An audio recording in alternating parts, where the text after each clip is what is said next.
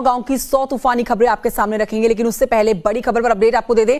आगरा की बड़ी खबर जहां पर बस हाईजैकिंग के मामले में अपडेट यह है कि पूरे मामले में लेन देन का एक नया विवाद सामने आने लगा है। बदमाशों ने गढ़ी थी फाइनेंस कंपनी की कहानी, बस मालिक का था लेन देन का विवाद। बदमाशों की कहानी के झांसे में आ गई आगरा की पुलिस। प्रदीप गुप्ता नाम के इस शख्स ने पूरी की पूरी ये साजिश रची थी। प्रदीप गुप्ता इसका नाम, और इसी ने गढ़ी थी ये फाइनेंस कंपनी की कहानी। अब प्रदीप की गिरफ्तारी के लिए दबिश पुलिस लगातार दे रही है। बस मालिक अशोक अरोड़ा के साथ प्रदीप का विवाद था। बस मालिक के बेटे ने की प्रदीप गुप्ता की पहचान। टोल के सीसीटीवी फुटेज में दिखाए प्रदीप गुप्ता। बस मालिक अशोक अरोड़ा की कल रात हुई थी मौत। ये तस्वीरें आपके सामने ग्राफिक्स के जरिए आप इस पूरे मामले को समझे। और अब ये लेन देन का एक नया ट्विस्ट इस पूरे केस में आ गया है। लेन देन का ट्विस्ट आया है और पूरी कहानी पलट गई है, क्योंकि बदमाशों ने पूरी फाइनेंस कंपनी की कहानी गढ़ी थी। बस आपके सामने जिसको कहा जा सकता है कि हाईजैक कर लिया गया, जब तक इसमें यात्री सवार रहे, 34 इसमें यात्री थे। और ये देखिए आपके सामने एक बहुत ही एक्सक्लूसिव तस्वीर हम आपको दिखा रहे हैं। कहने को ये फाइनेंस कंपनी का कर्मचारी है, लेकिन अब जो एक कहानी नहीं समझ आ रही है सामने, वो लेन देन का विवाद है और ये कहानी पूरी गढ़ी गई थी।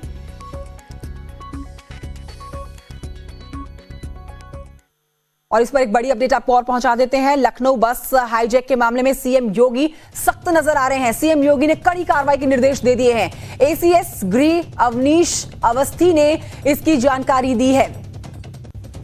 अपर गृह सचिव ने साफ कर दिया है कि डीएम एसएसपी से इस मामले की रिपोर्ट तलब कर दी गई है। मुख्यमंत्री योगी आदित्यनाथ का अब एक्शन इस पूरे मामले में देखा जा रहा है। फाइनेंस कंपनी के लोगों ने पूरी कहानी फाइनेंस कंपनी की जोड़ी है, बनाई है। फर्जी कहानी का ये मामला सामने आ रहा है, क्योंकि पैसों के लेन देन से जुड़ा है ये मामला। अब ये शख्स जो आप देख रहे हैं, प्रदीप गुप्ता इसका नाम बताया जा रहा है। टोल प्लाजा में इसकी तस्वीर जो है कैप्चर कर ली गई है और इसी तस्वीर के आधार पर लगातार इसकी दबिश पुलिस की तरफ से दबिश दी जा रही है इसको धर पकड़ने के लिए बस हाईजैक के मामले में। लेकिन अब ये बड़ा अपडेट, मुख्यमंत्री योगी आदित्यनाथ ने सख्त कार्रवाई के निर्देश दे दिए हैं।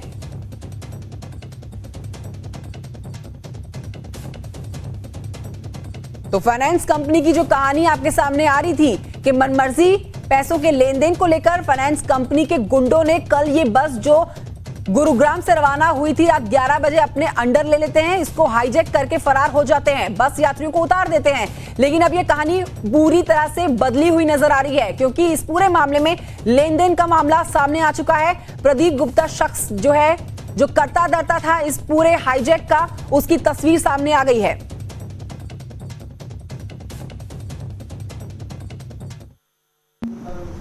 क्या नाम तुम्हारा? मेरा नाम धर्मेंद्र चतुर्वेदी है। पिताजी का नाम? श्री अनंतराम चतुर्वेदी। उम्र? उम्र 23 साल। कहाँ के रहने वाले हो? ग्राम पोस्ट महेवर, डिस्ट्रिक्ट छतरपुर। अच्छा, क्या हुआ है?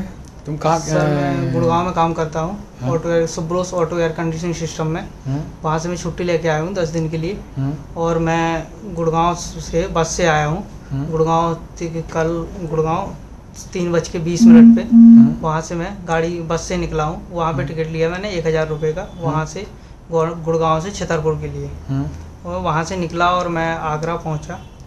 और आगरा पहुँचने वहाँ में बस चेंज हुआ हमारा और हमें दूसरी बस में बैठाया गया। किसने बैठाया? हमें कंडक्टर ने बैठाया गया। ठीक है। और जब हम वो दूसरी गाड़ी में बैठ गए तो हमें दूसरी गाड़ी से आगे ले जाया गया। और भी उस गाड़ी जब बैठाया गया तो बाहर गाली गलौज हो रहा था। किसका हो रहा था? वो सर वो बाहर गाली गलौज हो रहा था। हमने देखा किसका हो रहा था? नहीं देखा सर। ठीक है। और फिर हम आगे निकल आए। अब जब हम ग्वालियर पहुँचे तो ग्वालियर में हमारी बस चेंज की गई है। और ग्वालियर में जब चेंज की गई है तो और फिर ग्वालियर से सीधे हमें झांसी भी आए हैं। फिर झांसी में हमारी बस चेंज हुई है और झांसी से सीधे हम यहाँ नौगांव आ गए। यहाँ पे आप लोगों ने बस को रोक लिया। ठीक है। ये बस तुम्हें किसने एड्रेस किसने दिया बस का कि कहाँ मिलेगी बस? नरेंद्र कहाँ का है? नरेंद्र यही नौगांव स्टैंड के पीछे। अच्छा, जब तुम बस में वहाँ नोएडा से गुड़गांव से बैठे, मथुरा से बैठे, आगरा से बैठे, ग्वालियर से, झांसी से, बस में किसी प्रकार कोई विवाद हुआ किसी से? नहीं सर, विवाद। बस के स्टाफ का किसी से विवाद हुआ क्या? स्टाफ का सर बाहर था, बाहर गाली गलौज हो रहा था। किसका हो रहा था? हमने ये नहीं देखा सर कि बाहर, हम लोग बस में थे। बस को किसी ने कोई हथियार वथियार ले गए, किसी ने कोई हाईजैक वगैरह किया क्या? नहीं सर। कोई हाईजैक किया क्या? नहीं सर। नहीं किया। तो आप उस यात्री को सुन रहे थे जो इस बस में सवार था। और अब ये तस्वीर जो आपकी टेलीविजन स्क्रीन पर इस समय चल रही है, बेहद एक्सक्लूसिव तस्वीर है। ये प्रदीप गुप्ता, ये वही शख्स है जो एसयूवी में सवार है और बस के पीछे इसने एसयूवी अपनी लगा रखी थी। ये सीसीटीवी फुटेज की तस्वीरें आप देख रहे हैं, टोल प्लाजा में तस्वीर कैप्चर हुई है। पुलिस इसको पकड़ने के लिए हर कोशिश में लगी हुई है। मुख्यमंत्री योगी आदित्य ने साफ कर दिया है कि ये पूरा मामला लेन देन का है। ये मामला जो है फाइनेंस कंपनी की पूरी कहानी जो रची गई है, इसमें पुलिस ने साफ कर दिया है कि ये लेन देन का मामला है। ये एक नया ट्विस्ट इस पूरे मामले में आया है। इसी पर ज्यादा जानकारी लेते हैं मेरे सहयोगी ऋषभ मणि त्रिपाठी से, और जानकारी के साथ हमारे साथ लाइव मौजूद हैं लखनऊ से ऋषभ मणि त्रिपाठी। ये पूरी कहानी पलट जाती है। फाइनेंस कंपनी के गुंडों का कल तक, तो अब से कुछ देर पहले तक जो जिक्र हो रहा था, ये बिल्कुल पलट जाती है कहानी जब ये एक मामला सामने आता है कि ये फाइनेंस कंपनी के लोग थे ही नहीं, इनका तो लेन देन का विवाद चल रहा था।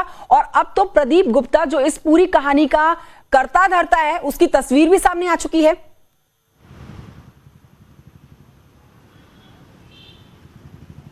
कंचन, देखिए अब ये पूरा मामला साफ हो जाता है और ये पता चलता है कि प्रदीप गुप्ता की दबंगई, गुंडई और आगरा पुलिस के अनप्रोफेशनल रवैये के चलते ये सब हुआ है।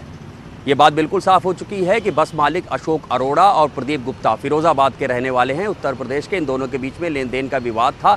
अशोक अरोड़ा का कल रात को देहांत हो चुका है। उनकी हालत 2-3 दिन से गंभीर चल रही थी। प्रदीप गुप्ता को ये महसूस हो रहा था कि कहीं उनका पैसा डूब ना जाए, लिहाजा उन्होंने अशोक अरोड़ा की इस बस को आगरा में हाईजैक कर लिया। सभी यात्रियों को झांसी जाने वाली बसों में ठूंस दिया और बस को अपने कब्जे में लेकर रवाना हो गया। उस बस के फुटेज कई टोल प्लाजा में मिले हैं और उसके पीछे वो एक्सयूवी मिल गई है जिसमें प्रदीप गुप्ता बैठा हुआ था। उसने एक जगह खिड़की से अपना चेहरा बाहर निकाला है, जिससे तस्दीक हो गई है कि ये व्यक्ति प्रदीप गुप्ता ही है। प्रदीप गुप्ता की फ़ोटो जब अशोक अरोड़ा के बेटे पवन अरोड़ा को दिखाई गई तो उसने ही बताया कि ये प्रदीप गुप्ता है जिससे मेरे पिता का लेन देन का विवाद है। प्रदीप गुप्ता का एड्रेस, फ़ोन नंबर सब कुछ पुलिस के पास आ चुके हैं। अब पुलिस प्रदीप गुप्ता की गिरफ्तारी और जो हाईजैक बस थी उसकी बरामदगी में लग गई है। वहीं हमारे जो पुलिस में सोर्सेज हैं उनका ये कहना है कि सभी यात्री आगरा से झांसी पहुंचे थे और झांसी से छतरपुर मध्य प्रदेश की ओर सभी यात्री चले गए हैं और सभी यात्री सुरक्षित हैं। उन्हीं में से एक यात्री जो नौगांव के पास था झांसी में, उसकी बाइट न्यूज़ 18 एक्सक्लूसिव दिखा रहा है जिसने इस पूरी कहानी का जिक्र चूक कही जाएगी, क्योंकि हम वो बाइट सुना रहे थे, वो स्टेटमेंट आगरा पुलिस की तरफ से सुना रहे थे अपने दर्शकों को, जिसमें आगरा पुलिस की तरफ से ये फाइनेंस कंपनी की कहानी को सुनाया गया था पहले। आप ये समझ सकते हैं कि अब ये कहानी जब पूरी तरह से पलटी है और शुरुआत में जब हम इस कहानी को देखते हैं तो कोई भी फाइनेंस कंपनी अपनी कंपनी पर ताला नहीं लगाना चाहेगी। इस तरह से मनमानी वाला रवैया अपना के सीधे तौर पर समझे तो आगरा पुलिस की तरफ से बहुत बड़ा फेलियर माना जाएगा।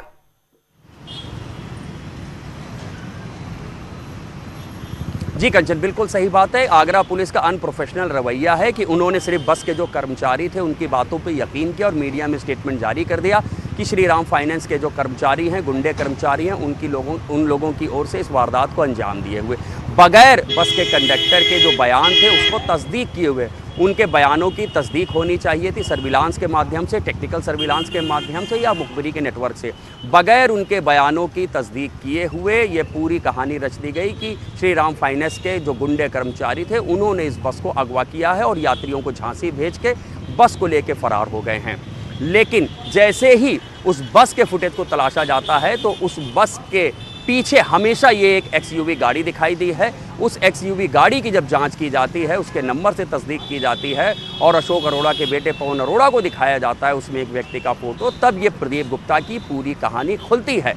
तो थोड़ा सा इंतज़ार ज़रूर करना चाहिए थे आगरा पुलिस को, उस पर एक मुहर लगानी चाहिए थी अपनी जांच की, उसके बाद ही कोई स्टेटमेंट जारी करना चाहिए था। लेकिन उनके इस स्टेटमेंट की वजह से जिसको कहेंगे एक अजीब सा माहौल ज़रूर बन गया, सब लोग उसमें चिंतित थे। लेकिन अभी जो जानकारी मिल रही है उसके मुताबिक सभी यात्री सुरक्षित हैं और अब पुलिस के लिए अगली चुनौती है प्रदीप गुप्ता की गिरफ्तारी, जिसने इस सनसनीखेज वारदात को अंजाम दिया और उस बस की बरामदगी।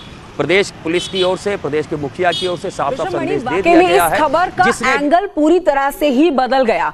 जिस एंगल से हम ये खबर दिखा रहे थे, ये अब जिस तरह से ये ट्विस्ट जब सामने आया तो इस खबर का पूरा एंगल ही चेंज हो चुका है।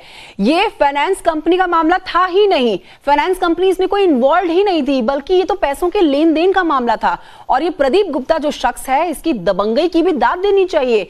पूरी की पूरी चलती बस को लेकर ये शख्स फरार हो जाता है, यात्रियों को बकायदा एक रास्ते पर उतार देता है, दूसरी बस पर चढ़ाता है और बस को लेकर गायब हो जाता है और आगरा पुलिस के हाथ खाली रहते हैं।